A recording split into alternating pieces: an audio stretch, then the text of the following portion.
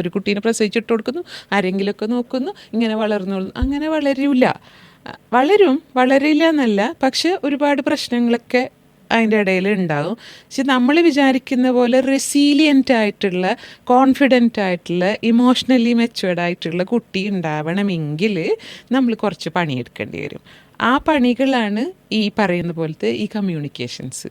അപ്പോൾ നന്നായിട്ട് ഈ കാര്യങ്ങളൊക്കെ നമ്മളുടെ പാർട്ട്ണറിനോടും ഇനി വരാൻ സഹായിക്കാൻ നമ്മൾ ആഗ്രഹിക്കുന്ന മനുഷ്യരോടൊക്കെ കമ്മ്യൂണിക്കേറ്റ് ചെയ്താൽ മാത്രമേ നമുക്ക് നമ്മൾ വിചാരിക്കുന്ന പോലത്തെ ഒരു പാരൻറ്റിങ് നടക്കുകയുള്ളൂ. അതല്ലെങ്കിൽ ഇങ്ങനെയൊക്കെയുള്ള പ്രശ്നങ്ങൾ ഉണ്ടാവുകയും ഈ കുട്ടികൾ ഭാവിയിൽ തെറപ്പിസ്റ്റിൻ്റെ സഹായം തേടേണ്ടി വരുന്നൊരവസ്ഥ ഉണ്ടാവുകയും ചെയ്യും, ഉറപ്പാണ്.